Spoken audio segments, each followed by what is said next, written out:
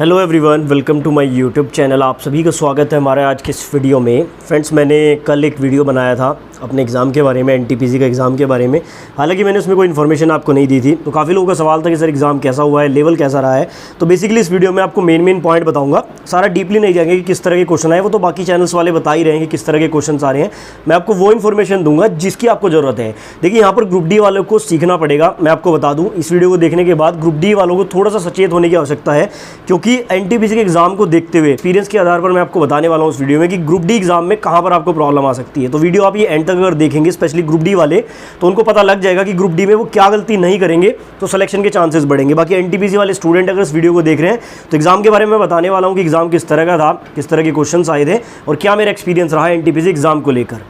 Friends, video में आगे बढ़ने से पहले टेक्स्ट बुक की डील ऑफ द मंथ के बारे में आपको बताना चाहूँगा। एनटीपीसी एग्जाम देने के बाद ये चीज़ मुझे रियलाइज़ हुई है कि जितने ज़्यादा मॉक टेस्ट आप लगा सकते हैं उतने लगाइए, जितना ज़्यादा आप जो है प्रैक्टिस कर सकते हैं उतना ज़्यादा कीजिए, क्योंकि एनटीपीसी के एग्जाम में ये बात मुझे देखने को मिली है। तो डील ऑफ द मंथ यहाँ पर टेक्स्ट बुक का चल रहा है। 470 से ज़्यादा एग्जाम्स के लिए यहाँ पर 34,000 ज़्यादा मॉक टेस्ट अवेलेबल हैं।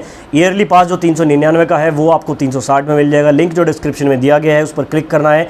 वेबसाइट पर जाकर इसको परचेज करते टाइम EG10 कोड का यूज़ करना है। 39 रुपीज़ का ऑफ आपको मिलेगा। सिंगल पास पर आप 470 से ज़्यादा एग्जाम्स के मॉक टेस्ट लगा पाएंगे। ग्रुप डी वाले स्टूडेंट स्पेशली ध्यान दें, ज़्यादा से ज़्यादा प्रैक्टिस और ज़्यादा से ज़्यादा मॉक टेस्ट ही आपको सिलेक्शन दिला सकते हैं। तो लिंक डिस्क्रिप्शन में जाके चेकआउट जरूर करें।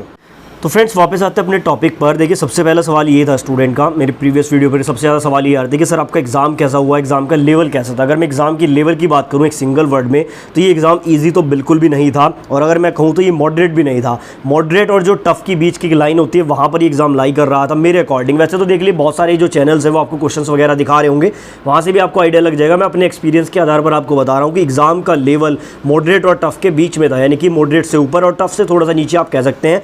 और टफ से नीचे भी उनके लिए जिन्होंने अच्छी पढ़ाई की हुई थी, बहुत डीपली कंसेप्ट को पढ़ा हुआ था, उनके लिए। अदरवाइज ये एग्जाम आपका टफ था, और नो डाउट कि ग्रेजुएशन लेवल का एग्जाम था तो टफ तो आपका बिल्कुल होना ही था। अब बात करते हैं कि मैंने कितने अटेम्प्ट किए। तो देखिए, मैंने 86 क्वेश्चन यहाँ पर अटेम्प्ट किए थे, और मुझे ऐसा लग रहा था कि मेरी एक्यूरेसी बहुत अच्छी आएगी, लेकिन मैंने घर आके इसको जब चेकआउट किया तो लगभग मेरे 5 से 6 क्वेश्चन जो है वो गलत हो रहे हैं और बाकी क्वेश्चन मेरे सही हो रहे हैं। अब डिपेंड करता है कि अगर नॉर्मलाइजेशन वगैरह इसमें होता है या नहीं होता है।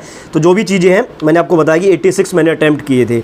अब यहाँ पर बात करते हैं अटेंडेंस की। देखिए, अटेंडेंस जो है काफ़ी अच्छी देखने को मिली थी। मतलब मेरा जो एग्जाम सेंटर था लगभग वहाँ पर ऑलमोस्ट 70 to 80% आप कह सकते हैं कि स्टूडेंट आ रहे थे। बहुत कम स्टूडेंट ऐसे थे जो एब्सेंट थे, और हो सकता है कि जो बहुत दूर से जिनको आना था या तो वो एब्सेंट हुए हो या किसी भी कारण से हो सकता है। तो अटेंडेंस भी यहाँ पर अच्छी खासी रही थी। अब बात कर लेते हैं कि क्वेश्चन यहाँ पर किस तरह से आ रहे थे। देखिए, एक मैं आपको सिंगल वर्ड में बताता हूँ कि एनटीपीसी का जो एग्जाम था ये आपका लेवल 6 का एग्जाम था। नो डाउट कि अच्छी पोस्ट इसमें मिलती है, तो एग्जाम का जो लेवल है वो भी थोड़ा सा अच्छा रहेगा, टिपिकल लेवल का ही रहेगा। क्वेश्चंस जो बने थे वो कंसेप्ट से निकल कर आए थे। अगर आपने सिर्फ ओवरव्यू किया हुआ था, मोटे मोटे चैप्टर्स आपने पढ़े हुए थे, या आपने किसी ऐसे टीचर से पढ़ा हुआ था जो डीपली आपको नहीं पढ़ाते, तो ये पेपर आप बिल्कुल क्लियर शायद नहीं कर पाओगे।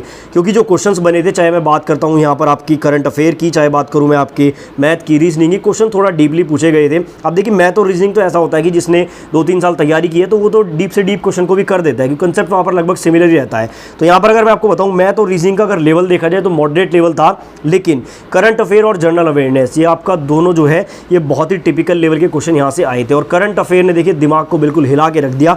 और यहीं से मैं ग्रुप डी वालों को भी एक सलाह देना चाहूँगा। देखो यार, मैं भी पहले रेलवे के कई एग्जाम्स दे चुका हूँ। मैंने एक बात यहाँ पर देखी है, करंट अफेयर का कोई भरोसा नहीं है रेलवे में कि करंट अफेयर आपसे कहाँ से पूछ लिया जाए। करंट अफेयर इतना डीप पूछा हुआ था, मतलब इतने सारे टॉपिक्स हमने पढ़े होते हैं कि आपने स्पोर्ट्स के टॉपिक पढ़े हैं, ऑस्कर अवार्ड्स पढ़े हैं, और आपके टेनिस टूर्नामेंट्स पढ़े हैं। क्वेश्चन बहुत डीप से पूछे गए थे, ऐसे ऐसे क्वेश्चन पूछे गए थे कि आप मतलब आइडिया तक नहीं लगा सकते कि वहाँ उसका आंसर क्या हो सकता है। तो अगर देखा जाए तो करंट अफेयर और जनरल अवेयरनेस बहुत ही हाई लेवल की आई थी। और यहाँ पर ग्रुप डी वालों को मैं बताना चाहूँगा, देखो करंट अफेयर क्या होता है कि करंट अफेयर का कोई लेवल डिसाइड नहीं होता है कि ग्रुप डी में जो है इजी लेवल का करंट अफेयर आएगा या फिर एनटीपीसी में टिपिकल लेवल का करंट अफेयर आया था, ऐसा कुछ नहीं होता है। करंट अफेयर ही यहाँ पर ग्रुप डी में आपके सिलेक्शन को पुख्ता बनाएगा, यानी कि सिलेक्शन होगा या नहीं होगा करंट अफेयर पर डिपेंड करेगा। पहले मैंने बहुत बार आपको बताया है, लेकिन एग्जाम देने के बाद बिल्कुल रियल लाइफ एक्सपीरियंस आपको बता रहा हूँ कि करंट अफेयर आपको धोखा दे सकता है। करंट अफेयर में थोड़े चेंजेस करने की अब जरूरत पड़ेगी। ये तो करंट अफेयर की मैं स्ट्रैटेजी आपको प्रोवाइड कराऊंगा, ठीक है ना। पहले मैं स्ट्रैटेजी स्ट्रैटेजी खुद बना लूँ, फिर आपको प्रोवाइड कराऊंगा। तो बाकी बात करें साइंस की, तो साइंस मुझे ईजी लगा क्योंकि मैं साइंस बैकग्राउंड से बिलोंग करता हूँ और साइंस मैंने बहुत अच्छे से पढ़ा हुआ है ग्रुप डी के लिए भी, और क्योंकि मैं साइंस बैकग्राउंड से हूँ तो साइंस का तो मुझे थोड़ा ईजी लगा। जितने भी क्वेश्चन आए मैंने लगभग अटैम्प्ट किए हैं। स्टैटिक जीके थोड़ा टफ लेवल का था। स्टैटिक जीके में भी कुछ ऐसे क्वेश्चन देखने को मिले जो नॉर्मली स्टूडेंट नहीं पढ़ते हैं। जैसे हम स्टैटिक जीके पढ़ते हैं, सबसे बड़ी नदी कौन सी है, सबसे बड़ा डैम कौन सा है, इस तरह के हम स्टैटिक जीके पढ़ते हैं। लेकिन स्टैटिक जीके भी थोड़ा डीपली पूछा गया था। फिर से मैं आपको बता दूं, क्वेश्चंस वगैरह अगर आपको देखने हैं तो बहुत सारे यूट्यूब चैनल पर क्वेश्चंस बताए जा रहे हैं, क्योंकि देखिए मैंने तो एक एग्जाम दिया है, तो मैं तो आपको एक शिफ्ट के अगर क्वेश्चन बताऊंगा कोई फायदा नहीं मिलेगा। बहुत सारे यूट्यूब चैनल्स पर आपको बहुत सारे क्वेश्चंस बताए जा रहे हैं, वहां से आप जरूर देखें।